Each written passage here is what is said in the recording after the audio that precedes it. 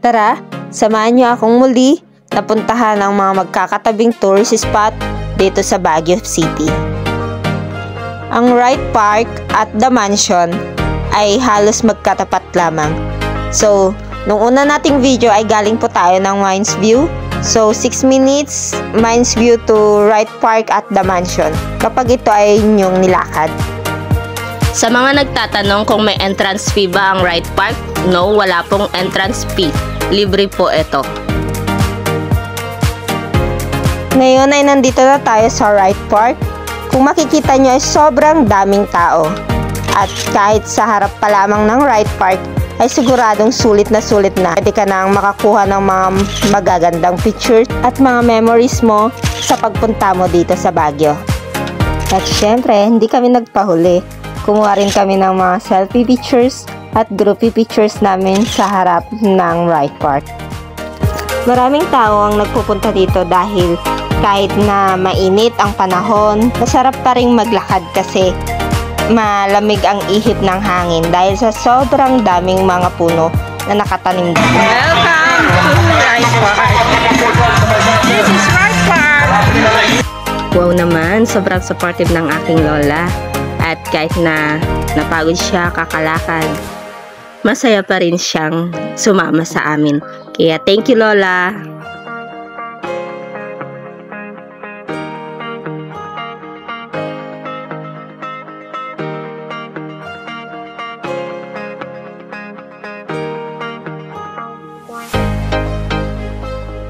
Kung titingnan nyo, ayun, nakikita yung The Mansion.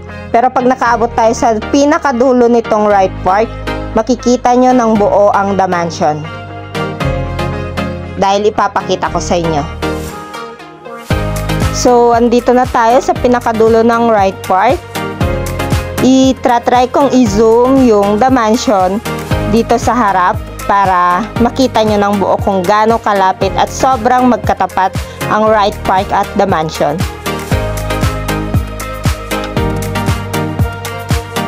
Ayun. Kita nyo ba? Ayan. Yan ang The Mansion. Ganyan mo matatanaw ang The Mansion pag andito ka sa Wright Park.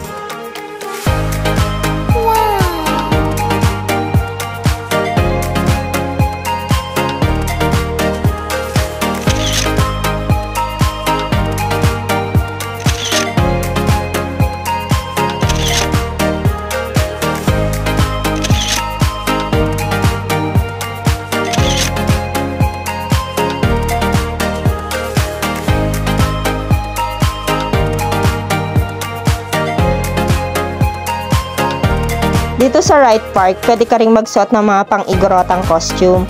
Tapos magpa-picture. Tapos meron din dito yung mga souvenirs. Nasa likod nito.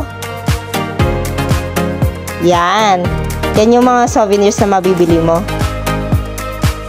Pwede ka ring magpa-picture sa mga kabayo dito. Kaso nga lang, ang kabayo nila dito, modern. Hindi kagaya dun sa Mines View na sobrang kikintab ng mga kabayo nila, yung sobrang puputi. Tapos sobrang naayusan yung mga kabayo nila doon. Ito guys, bababa tayo sa hagdan upang makita nyo yung iba't ibang klase ng mga kabayo na inaalagaan nila dito. At syempre, ang kakaiba dito sa Wright Park, kung sa Mines View, ang kabayo ay pwede ka lang magpicture. Pero dito, yung kabayo pwede mo siyang sakyan at itutur ka nila dito sa buong Wright Park.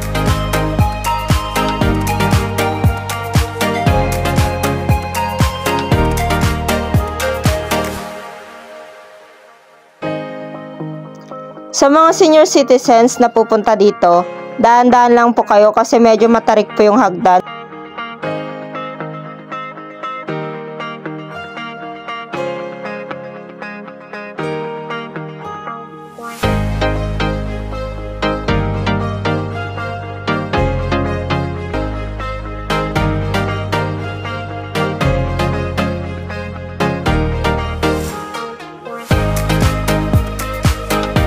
Guys, eto na yung mga kabayo. Kung makikita nyo, ang dami nila.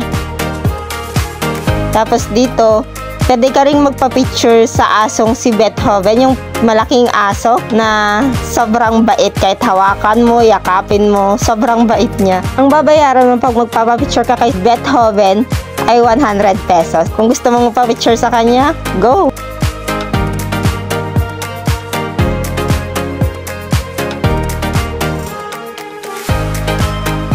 Guys, kung sasakay ka dito ng kabayo at itutur ka nila sa buong Wright Park, every 30 minutes ay 300 pesos ang iyong babayaran.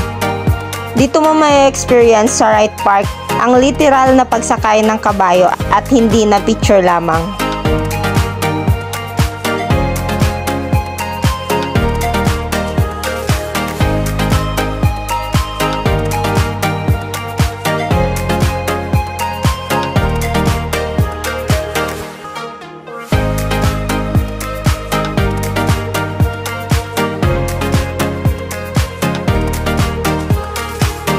Dito ka pipili ng kabayong sasakyan mo at pag nakapili ka, saka lang nila ilalabas sa hawla yung kabayong napili mo.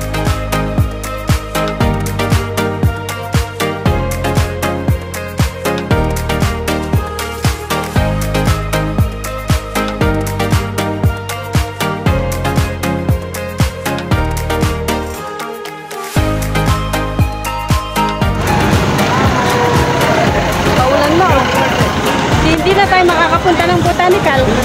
Wala na, lulasan na ba? Muulan na, no? Oo, mambun naman na. Tayo.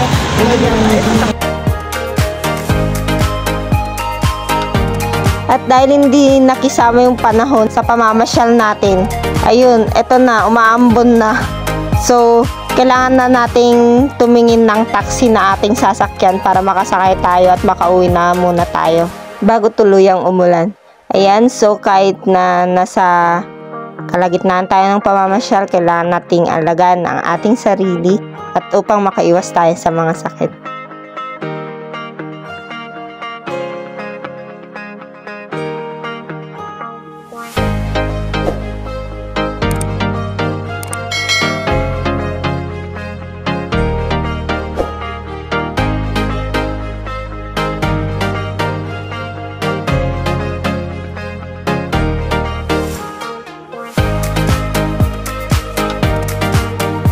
Ito na nga, tuluyan ng umulan.